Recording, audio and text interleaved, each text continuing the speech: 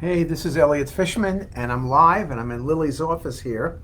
And I apologize, I'm 16 minutes late, but you won't believe it that the internet connectivity in my office on all the computers is basically zero. So there's something wrong with internet connectivity, and I've gone across the hall to Lily's office, and I'm able to get on.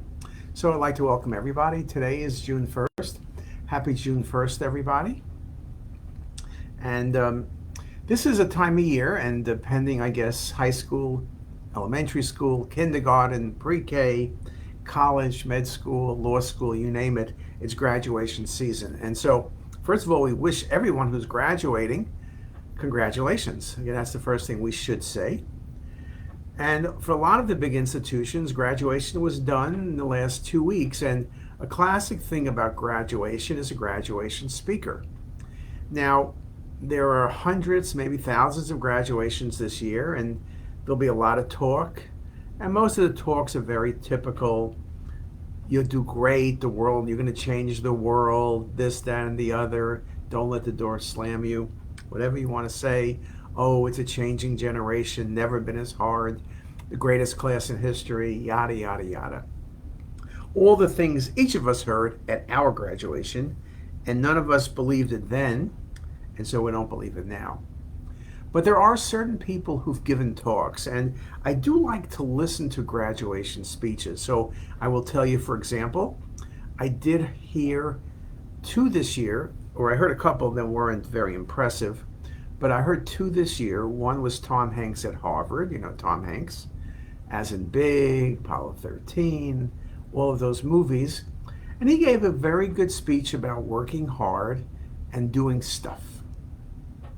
Jensen Huang, CEO of NVIDIA, the next trillion-dollar company, or just hit $1 trillion in value, spoke in Taiwan, gave an excellent talk that's worthwhile listening to. We can post it.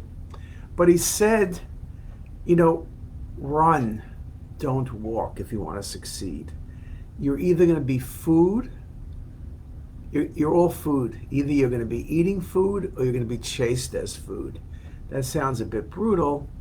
He spoke about errors that he made in business and how getting through those errors helped him make NVIDIA from going bankrupt almost to being one of the most successful companies in the history of mankind. I think when you look at speeches, everyone does make it clear that life is never a straight line up. There will be challenges, and how you handle those challenges will really determine how successful you are in the end. It's important to recognize some of the challenges. And one of my favorite talks, if you have to hear one, there was one talk that Steve Jobs gave. And to me, the graduation talks that are the best are when people tell you about themselves and their challenges. The Jensen Huang speech was a good example.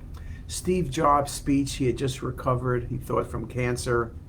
Some of the challenges in life. He spoke about the challenges of building Apple and then being fired from Apple and then coming back to Apple and Pixar and everything else. He spoke about work, that work takes a large part of your life and you need to be happy with what you're doing. And the only way, I'm quoting now, and the only way to do great work is to love what you do. If you haven't found it yet, keep looking, don't settle. As with all matters of the heart, you'll know when you find it. And Steve's point is well taken. You need to do things you like. You really need, particularly, you know, it gets harder when you get older. It's hard to start from scratch. But the younger you are, the more the opportunity you have at time. Now, no one has all the time in the world because time is not guaranteed to any of us. But it's what you can do that becomes very important. There was a speech a dozen years ago by Neil Gaiman at the University of the Arts. He's an acclaimed author. People who know what they're doing now know the rules and they know what is possible and what is impossible. You do not, and you should not. The rules on what is possible and impossible in the arts were made by people who had not tested the bounds of the possible by going beyond them. And you can. If you don't know it's impossible, it's easier to do. And because no one's done it before, they haven't made up rules to stop anyone else from doing it. A really good statement in that we always need to look forward. Even us senior people, in terms of years, right? We're working on AI. That wasn't my plan 10 years ago with taking CT, using AI, early detection of pancreatic cancer, working with Microsoft, working with other people, trying to change the world. You always need to be going forward, and not that I've ever given a graduation speech, but I will simply say that either you're going forward or you're going backwards. There was a good graduation speech by Oprah Winfrey in 2020, the first virtual speech. Remember that, the COVID era? And she said, what's interesting is what COVID did, and you remember this, look who turns out to be essential. Teachers, healthcare workers, the people stocking grocery shelves, cashiers, those who are caring for your grandparents, those who clean the places we are. Remember, essential services. What really matters, how will you use what matters in service to yourself, your community, and your world? Very touching words and very important. There's another great speech by an admiral, Admiral William McRaven, who gave it at the University of Texas in 2014, talking about building and starting small and building. He gave a story about making your bed. Making your bed will also reinforce the fact that little things in life matter. And if by chance you have a miserable day, you come home to a bed that is made, that you made, and a bed made gives you encouragement that tomorrow will be better. I don't make my bed, I promise you, so I'm not the person to talk about making the bed. If you listen to his speech, it's the things that are repetitively done, the things that you're challenging. People also talk about you need to find a road that other people haven't traveled on. It's very easy to say and do what everyone else has done. Success is really thinking about what you want to do and how you want to do it. I think that part is very exciting. And I think everyone does speak about doing things incorrectly. Here's a quote from Conan O'Brien at Dartmouth.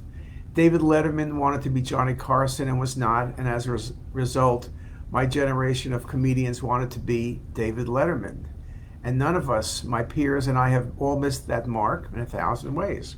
But the point is this: it is our failure to become our perceived ideal that ultimately defines us and makes us unique. It's not easy, but if you accept your misfortune and handle it right, your perceived failure can be a catalyst for profound reinvention. The point being is yes, you can do what everyone else has done over and over again, and you'll get by. But the excitement is doing what no one else is doing, what you maybe with your God-given talents can do, like me moving this monitor here. It's trying to figure out what is the best thing you can do, and that's true at every age. Everyone gives speeches also that you need to be nice. I think Tom Hanks makes that point, that humanity, empathy, not asking why, not expecting something in return, just doing because it's the right thing, and showing your humanity. You can never, ever go wrong by being and showing empathy. The reason people fail or aren't liked or live a life of lack of satisfaction is because they have no empathy. And at some point, no matter how much money you have, that's going to catch up with you. There's a quote from Ken Burns. Ken Burns makes all those incredible movies. Just what a talent. And he's the most famous documentary filmmaker there is. And here's what he said at Stanford. Be for something. Be curious, not cool. Feed your soul, too. Every day, remember, insecurity makes liars of us all. Don't confuse success with excellence. A very good point. Sometimes you're excellent and people don't appreciate it. Sometimes you're successful, people think you're great. But, there may have been just luck. Educate all your parts. You will be healthier. Seek out and have mentors. Listen to them. Bite off more than you can chew. Do not get stuck in one place. Visit our national parks. Their sheer majesty may remind you of your own atomic insignificance, as one observer noted. but in the inscrutable ways of nature. You will feel larger, inspired, just as the egotist in our midst is diminished by his or her self-regard. Insist on heroes and be one. Very well said. The importance of really reaching and stretching and not worrying about failure.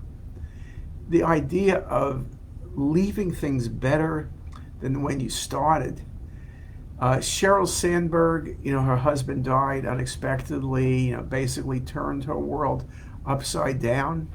Some of you have already experienced a kind of tragedy and hardship that leaves an indelible mark. The question is not if some of these things will happen to you.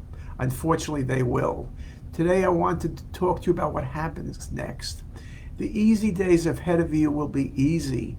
In the hard days, the times that challenge you to your very core, they will determine who you are. You will be defined not just by what you achieve, but how you achieve. Very well said. I think it's those moments of difficulty that really show who really understands and who can be great. I think, that's such an important thing. Tina Turner died last week. I love Tina Turner. I love many of her songs. One of her songs is "We Don't Need Another Hero." In some sense, we do. I think we're at a time when people focus on the negative of things. People look for themselves and don't look beyond. There is something about being and having that hero.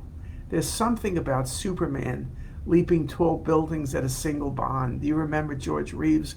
Those of you who are old enough remember the original Superman, way before the new Superman came along. But it was this idea of doing something that benefited everybody, not just simply doing something that benefited you, that was exciting. And I think people want people to be great. People want someone to say, I am here, I am going to make things better, I am going to lead, and I'm going to show by example. And if we were doing CTisus graduation today, I would have to say we recommend work hard, try hard, be nice, play nice, but challenge yourselves. I think you look at CTisus, the website, we were doing CDs. Before that, I was printing all of our stuff. Then we went to the web, we got on early, we've been working and changing and fighting and doing ever since. It's a lot of fun. We've learned, we've made errors, we constantly continue to learn and we continue to make errors. But that's okay, because on Facebook we have 250,000 people who follow us to see what we do right. And they also get the experience to see what we do wrong. And so I would recommend go online, type in Google 20 best speeches, look at some of them, read them, but listen to some of them. The average graduation speech is about 21 minutes. Everyone must be told do 20 or 21 minutes. So listen to them. Listen to Jensen's speech this year. They're all for free online. Listen to Steve's speech. It'll make you feel better. It'll make you think. Some will make you cry. Some will make you laugh. And some will do something in between. But I think it's worthwhile to listen to those talks. You don't need to follow everything you hear, but sometimes we need to think.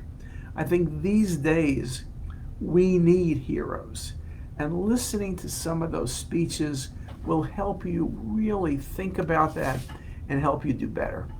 And for our friends online from Naples, and that's not Naples, Florida, that's the real Naples, and from Glen Burnie, Jay and John Bianchino from home, which means Timonium, 15 miles in that direction. Omana who I know was somewhere far away. I forgot where he's from again. I apologize. But to all of you near and to all of you far, I hope you have a great day and listen to some of those talks. And what you could do is send us an email, send us a posting, whatever you want, and tell us what talk you like the most and what talk meant the most to you. And with that, I'll thank everybody for their attention and have a great June 1st. Bye, guys.